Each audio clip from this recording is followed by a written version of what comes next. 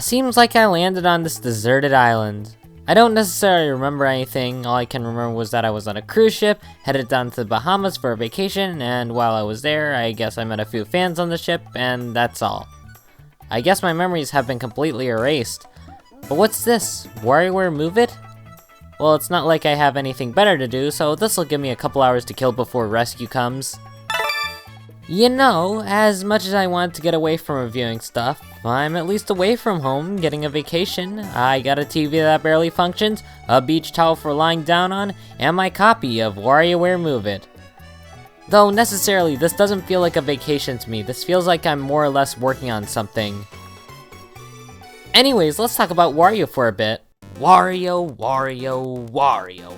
I mean, what can I say about the same guy who goes on all these wacky adventures and has his own microgame business, while taking advantage of his friends for his own benefit? Okay, in all seriousness, Wario is genuinely one of my favorite Super Mario characters. Though now that I think about it, can Wario really be considered a Mario character? I mean, he has two of his own spin-off series, Wario Land and Warioware, so there's something that can be said there, but I can't seem to pinpoint it. Now speaking of Warioware, let's talk about that for a bit.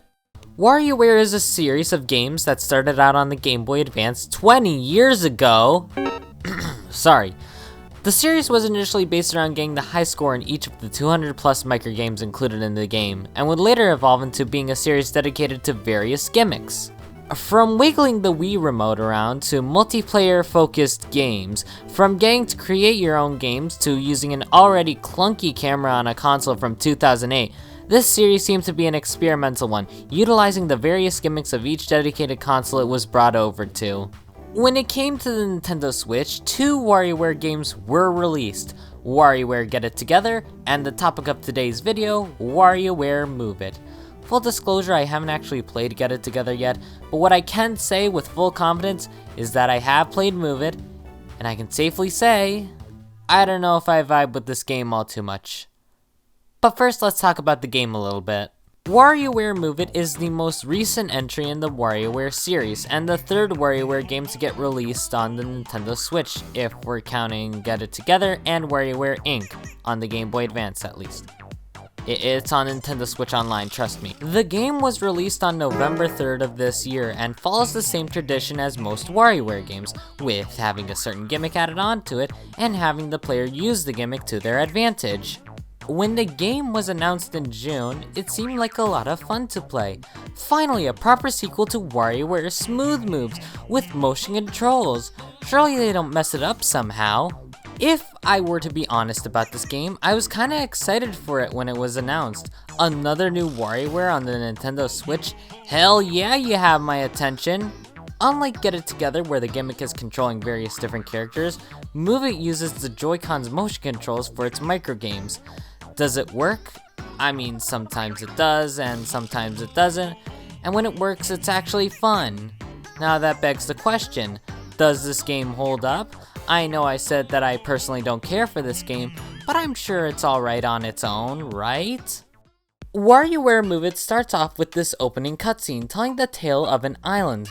Of course, the island is now a tropical getaway, but that doesn't stop Wario from winning a vacation to the island along with his friends after getting lucky from buying 50 garlic burgers. Wario doesn't approve of the idea at first, but says screw it and lets them tag along. Caca, Wario. After that, it's title screen time. Pretty fun start so far, although there is one thing I do want to bring up before I start reviewing the game. I want to bring up something in particular about the voice acting. As you probably might have heard, Charles Martinet had officially retired from voicing not only Wario, but also Mario and any other Nintendo character. But I'm gonna be real though, I do think the Noel voice actor Kevin Afghani is alright. He does a really good Mario voice as shown in Super Mario Bros. Wonder, I'll give him that. But it's clear that his Wario voice may either improve over time or will eventually have to get used to the new voice. It's all up in the air at the moment, but I'm betting with more experience, the voice will improve. For now, I'll just say that I wasn't necessarily bothered by the voice acting, but it'll definitely take some time getting used to the new voice actor. Okay, are we good on that? Yeah, anyways, in true Warioware fashion, you are presented with a number of stages, each telling their own little story that eventually leads to the last set of microgames. Each one will need you to progress through its microgames and then beat the boss at the end of each stage. After you successfully do that, you're able to replay those microgames and aim to get the high score, or progress through the main story, unlocking more microgames along the way. That's the best way I can describe Warioware, a fast-paced, high-score simulator where the main objective is to get through as many microgames as possible without getting a game over. What makes Move It different from other WarioWare games, at least to me, since the only other WarioWare game I've actually sank my teeth into was WarioWare DIY on the Nintendo DS, is the addition of a thing called a second chance stance, which if done perfectly, then the player gets another set of lives. That is, if the Joy-Cons actually function and aren't having a bad day. Let me also mention that the game's usage of motion controls is actually really cool, for the most part.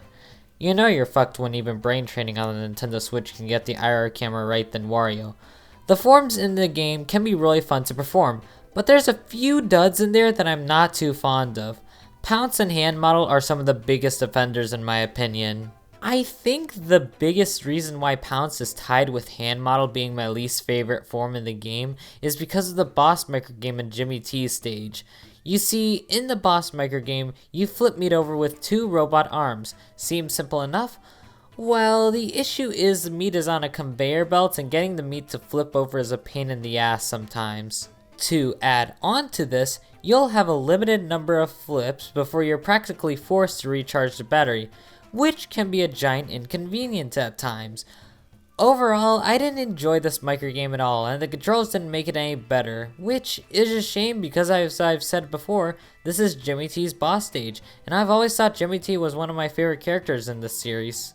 Anyways, hand model. I absolutely despise hand model. It doesn't help that this game forces you to use the wrist strap so it can prevent you from launching your Joy-Cons at your TV like the reckless Wiimote guy from the Wii safety screen. Using the wrist strap with certain microgames that requires hand model can be pretty buggy, such as this one where you need to give certain gestures to open up a safe. Unfortunately, with the wrist strap in the way, it doesn't necessarily function, but they don't tell me to remove the wrist strap in the instructions, so that's an issue right there. Giant rant aside, I do believe that this game has a ton of potential. Obviously, I dig the game's art style, the music is fun, and for the most part, the microgames can be really fun when they function properly. As always, 9Volt's microgames are based off of Nintendo games and memorabilia, which I'm always happy to see back when it comes to WarioWare games. Hell, I'm surprised they brought back some deep cuts here. Hogan's Alley, the Ultra Scope, Mario fucking Pinball Land? No, in all seriousness, they really made some deep cuts here. One example I can think of is the fact that they brought back a Wario Land boss, more specifically Cractus from Wario Land 4 on the Game Boy Advance. They really went all out for the design presentation for this game, and even then I've always sort of had a soft spot for the WarioWare games. Even WarioWare inspired games such as Spookware always catch my attention. They're time wasters that I can try my best at and get the best score when it comes to going at it as much as possible. Warioware Move It has a lot of positives going for it, while at the same time a lot of negatives. But will the final moments of this game be worth it in the end? Before the final set of microgames, Wario realizes he's Wario and decides to steal treasure from a temple. He gets grabbed by a lava hand and becomes a giant volcano, and now everybody has to dance to stop the volcano from causing trouble, all ending off with a very fun final microgame. You know, whenever WarioWare games have a final microgame, it's gonna be a good time, and that it is.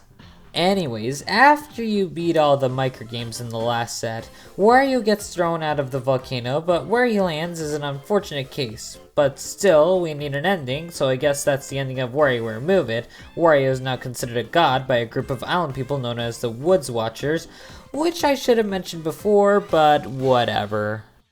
You know, as someone who has only played one other WarioWare game, this game is flawed. Like, it's not good, but it's also not bad in a sense. I think for Move It's presentation, including art style, music, and pretty much the story, it isn't too bad, but for the gameplay side, it's really hit or miss, and I genuinely don't know how to feel about it. The main story to any WarioWare game doesn't necessarily have to be a big one for sure, but I don't know, for 50 bucks, if you're just gonna play the single player campaign, there isn't really much to offer. There are, of course, bonus modes, and you can replay any of the previous story mode stages to get all the microgames, but I didn't feel like doing that. Now you might be wondering about those multiplayer modes, and well, they have those in this game. But honestly, I don't have anyone to play with for these kind of games, or for the most part, the right amount of Joy-Cons to use for multiplayer games. Now comes the big question. Would I recommend this game? For the most part, if you're planning on playing WarioWare, going into it thinking it's single player oriented, then no, I think for $50, the content it offers in single player mode is very weak, and can be improved upon if there's ever another WarioWare game. I would have liked it if the price were to probably be cut down, but that's just me. Once again, I don't think this game is that bad, but if I'm being honest, there's better WarioWare games out there. Warioware Move It, at least to me, isn't perfect, but it's also not bad. There's a lot of little things in this game that make me go haha hee hee, but not enough to make me give this game a better chance. Indeed, WarioWare at its core is flawed, but what keeps me from calling it bad is the fact that I actually had fun with this game.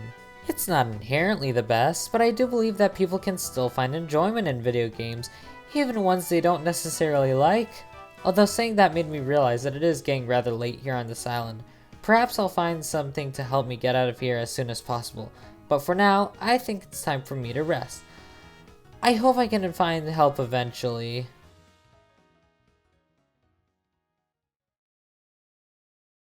Good morning, y'all, and welcome to another episode of PalmtreePigeon. Oh my god.